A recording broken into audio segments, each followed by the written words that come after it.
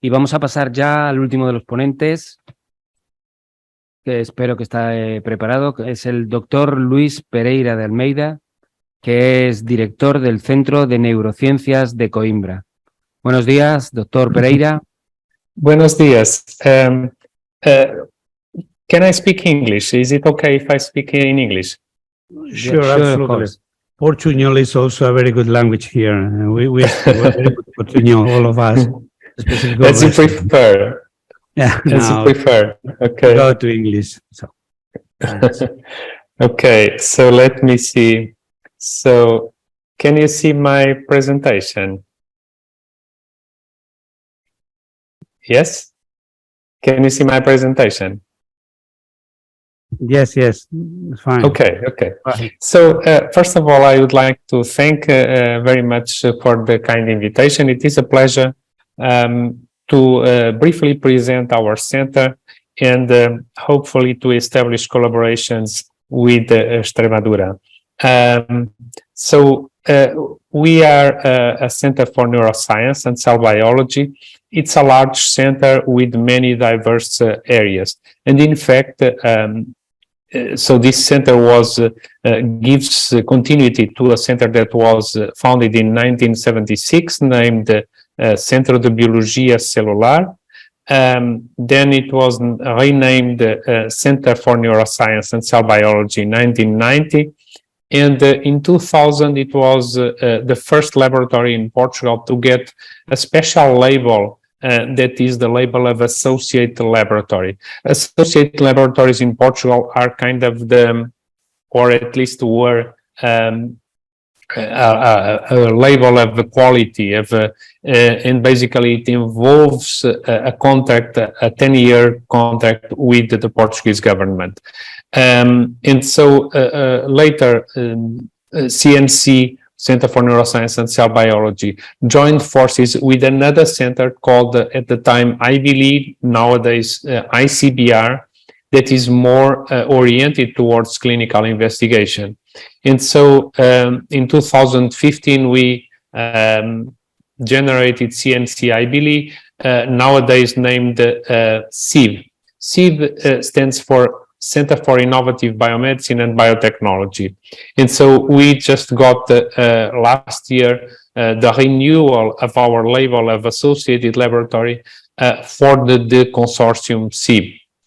And so basically, I will talk not only of the Center for Neuroscience and Cell Biology, but actually I will talk about this larger center that is the Center for Innovative Biomedicine and Biotechnology. 2/3 of the researchers come from the Center for Neurosciences, and about 1/3 comes from the ICBR Institute. And so basically this is a center with about 350 PhD holders, about more than 200 PhD students. It is involved in 9 advanced training programs. It has attracted about 83 million euros in the period from 2015 until 2020. We generate about 2,500 publications per 5 years, so meaning about 500 publications per year. And we have a staff that is very diverse, including not only the university professors, but also permanent career researchers.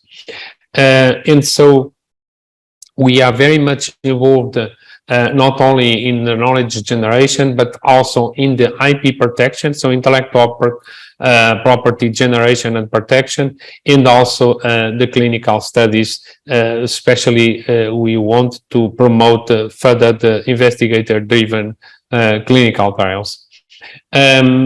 Our researchers come from the different faculties of the University of Coimbra and also from outside the University of Coimbra. And so it's really interdisciplinary. Also, it is collaborative and intersectorial, because we involve not only the academia, but also we created the BioCant Park, a center for innovation in biotechnology that hosts about 40% of the biotechnology companies in Portugal. We were at the source of generation of many biotech companies. We have also a very strong involvement with the local hospital. The local hospitals, I would say, SHUC is the largest hospital in Portugal, and we have a very close relationship. Actually, about 50 of our researchers are simultaneously clinicians at the hospital. So our activity is developed in three headquarters in the another site at the UCX site, where we have a new biotechnology building, another site in the campus that is close to the hospital. And so our activity is split between biomedicine and biotechnology, and our activity is developed by three main areas: neuroscience and disease, metabolism, aging and disease, and innovative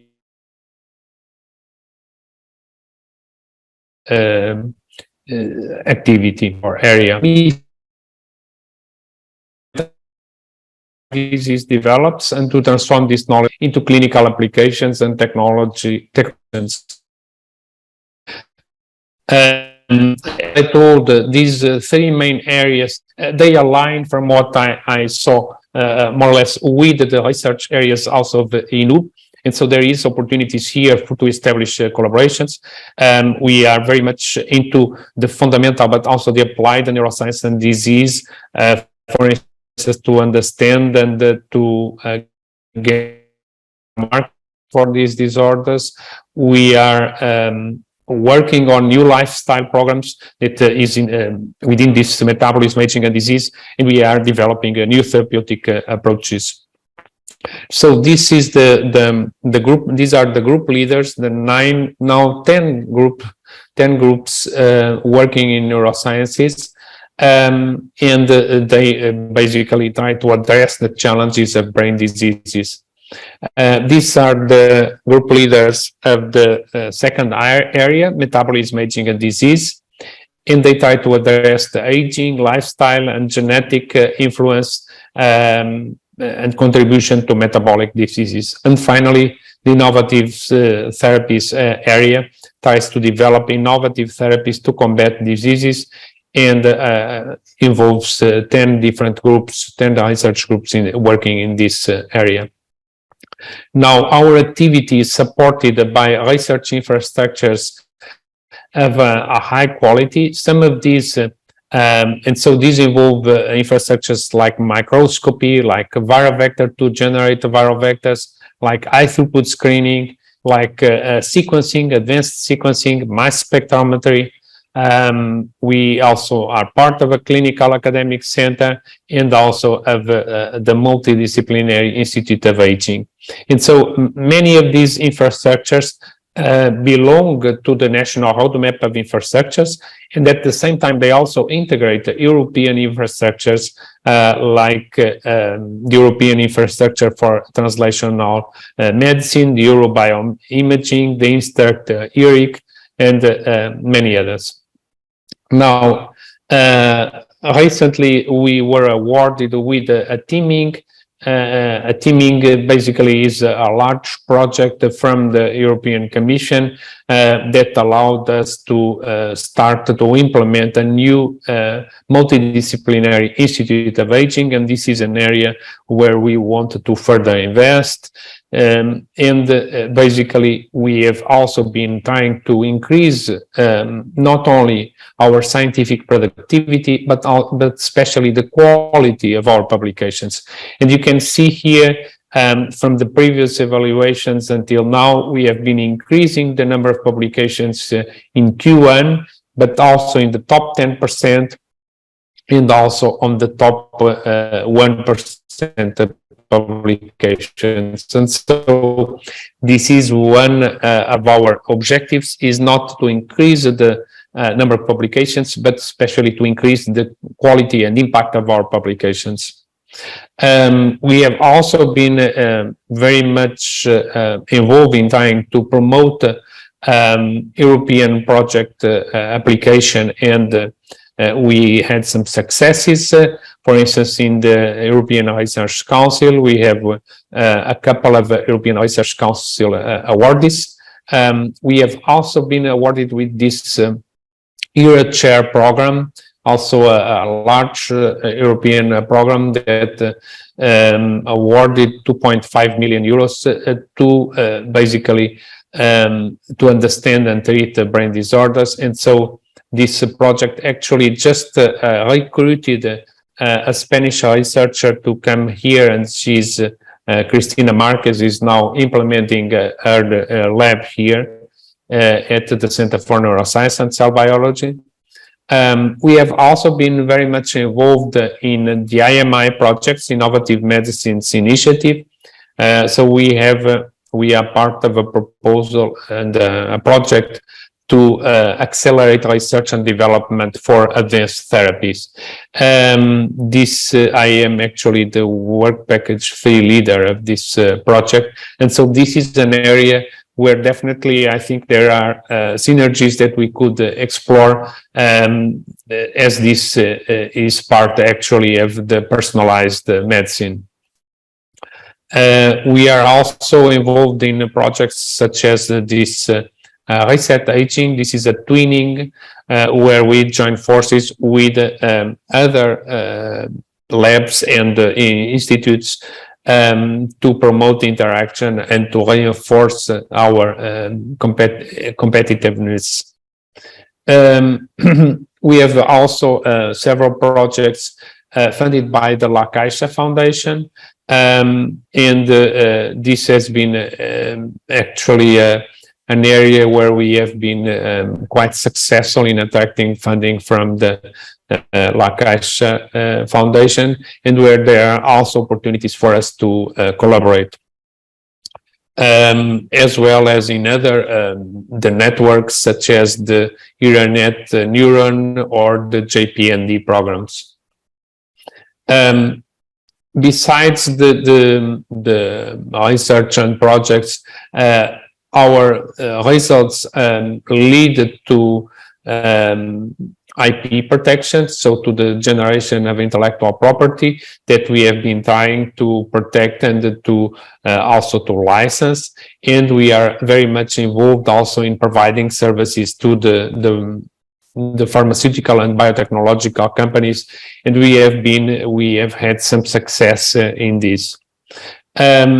One of our missions is also to communicate science and to transfer knowledge to the society. And this is, we have an office focused on this science communication. And this is extremely important, not only to communicate and to share our knowledge with the society, but also to improve the visibility of our institute and to establish partnerships with the society. We have been able to generate a large number of news about the science that we write. We have also generated different comic books, and basically we launched a science literacy campaign with illustrated chronicles in the major journals from Portugal. And this is an activity that also has been very successful. So more recently, we have been, as I told you before, we have been awarded the renewal of the associated laboratory status.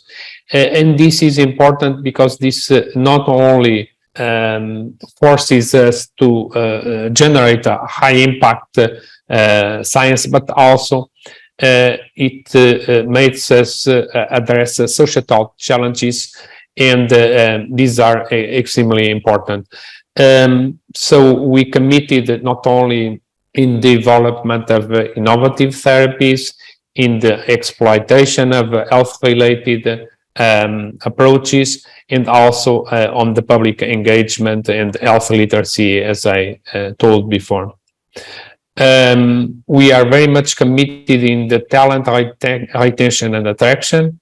And during the last years, we have been attracting and retaining a large number of young researchers, and this is also very important to the success at the Institute.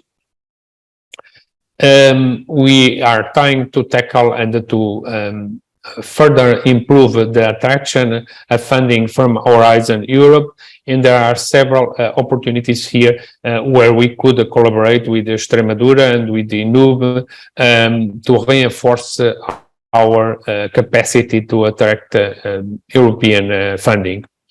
And basically, this is what I wanted to tell, that CIB and CNC are unique hubs of excellence in biomedicine and biotechnology. We are here in the center of Portugal, and we have an excellent research capacity to pursue objectives of both the national and international technology and research.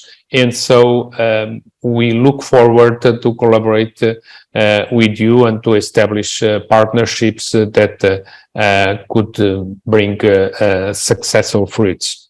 And with this, I would like to thank you for your attention.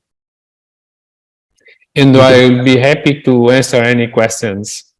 Muito obrigado, professor Pereira. Vamos un bocadinho mal de tiempo. We already have collaboration with Professor Amílcar Falcao and Manuela Gresina for years, but I hope that since this new initiative is taking place in Extremadura, the new institute, we can enforce and to expand to some other areas. Thank you so much, and I hope that we can meet personally. Best regards to Amílcar. Okay. I hope so, and I will give him the regards. Thank you very much for the opportunity. And my excuses for not being, in presence in the meeting. I wish all the best for the continuation of the meeting. Thank you so much. Have a good day. Bye. Thank you.